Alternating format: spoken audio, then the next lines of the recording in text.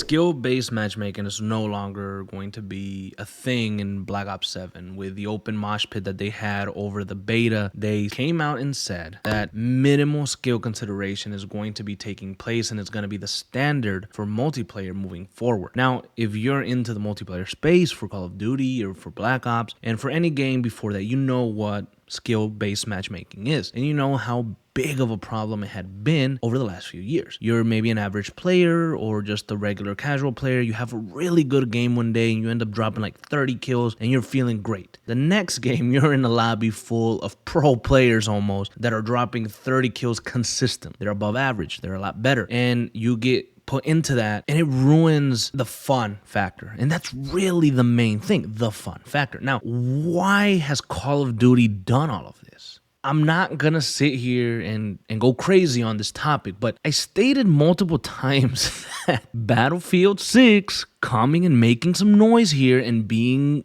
loud and taking a little bit off the top for Call of Duty was going to be a problem for them.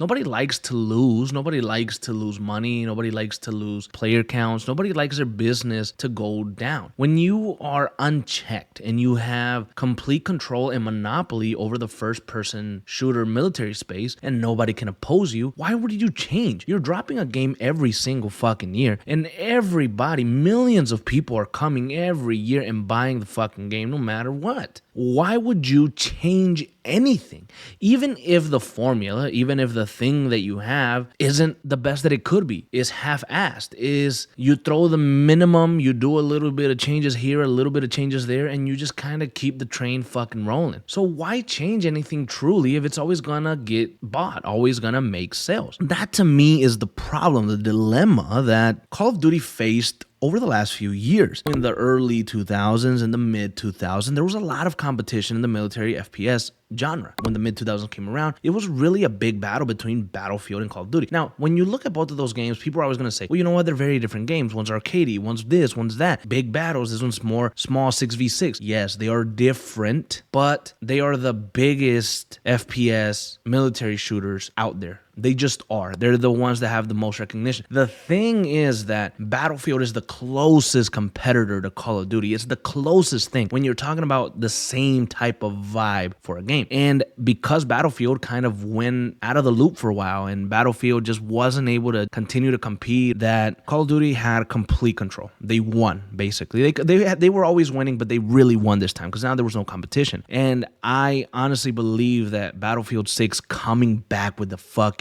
dog in them. It's like, I want to come back. I want to take the throne. Will they? Will they not? I don't know, and I really don't care. But the fact that they came in wanting that, they had an idea. They created this big-ass event. They hyped the shit out of the campaign. They focused heavily on their marketing with grounded military experience. We're a grounded military shooter. And get the grittiness, the realness, right? And that's what they were bringing. That's what they were offering. They were selling to you a fucking dream because they saw all of the complaints about Call of Duty and how it became childlike, how you have all these crazy skins, all these crazy collaborations that break the immersion of the game. Call of Duty doesn't feel like it used to. It's yada, yada, yada. All these things. Battlefield saw that and they marketed towards that. They marketed heavily towards that. What ended up happening? They spent a lot of money getting streamers, all these people that are big in the COD space, to come to their event, to stream their game. They held this Battlefield 6 event that was just huge. They did all of this and spent millions to break records on their end for their stuff. They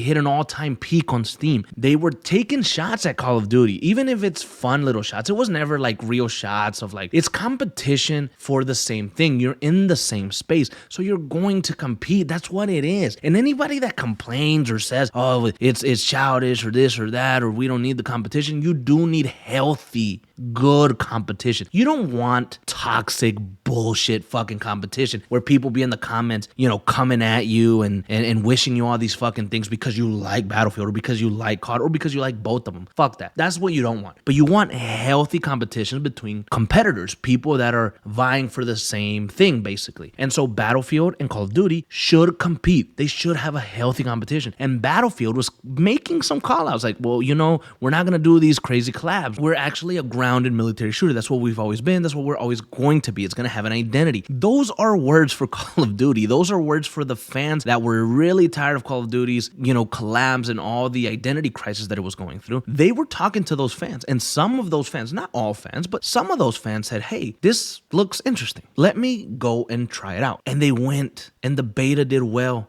and Battlefield continued to do fucking well. It did so well that Call of Duty started coming out with all these other little things. Now, a lot of people will tell you, these games are planned years in advance. These things happen. This has nothing to do with Battlefield 6. Call of Duty Black Ops 7 was going to be this way no matter what. They're going to fucking say that. If you want to believe that, fucking great. Go ahead. I'm not here to convince you otherwise. But there's no fucking way that you can tell me that Battlefield 6 didn't have a little tiny bit of an influence in what Black Ops 7 is doing now. There's no way you can fucking tell me that. I won't believe you, bro. Because Black Ops 7, Activision, they're listening to the fans. What did we get since this whole Battlefield 6 thing came out? The collabs for Black Ops 7 are going to be toned down. They started rejecting big collabs that they realized didn't match the aesthetic of the game, the vibe of the game. They said they are toning those down. They're still going to have collabs, but they are going to fit much better into the theme of what Black Ops 7 is. That's a big one that so many people complain about. It was something they kept ignoring and just kept getting crazier and weirder with the skins. But they saw the competition. They saw what Battlefield 6 was doing, and they said, fuck that. let's make a switch. Another big change, and the biggest one of all maybe, is the fact that they removed skill-based matchmaking. That's going to be the standard for Black Ops 7, and it more than likely is going to be the standard for every other Call of Duty game going forward. This is insane. And I don't know that they would have moved the skill-based matchmaking or removed it had Battlefield 6 not had the summer that it had, or the marketing and the sales that it had. If Battlefield 6, it would have been received badly in the beta and everywhere else, I don't know that they would have cared all that much. I don't know that they would have wanted to change some stuff that they had going on for so long. Why would they? Because they hadn't changed over the past 6 years. They had not changed. 5 years. Why would they change now? That's the thing. Competition brought something different from Black Ops 7. It brought something different from Call of Duty. And my point has been from the very beginning, since I saw the fucking leak and announcement for Battlefield 6, I wanted it to be great. I needed it to be great because it was going to push Call of Duty to do better. And now Call of Duty can push Battlefield to do better. And I hope that they both do great. I hope that tomorrow, when Battlefield 6 finally releases, it does incredible numbers. I hope it breaks records. I hope it's a fucking beast of a game. Now, I'm very cautious about the campaign, but I hope it's a beast of a game, and I hope that it grows and grows and grows. The jury is still out, right? Battlefield 6 hasn't officially released as of today, and Black Ops 7 still isn't on the market. There's a few things that could change before it releases, but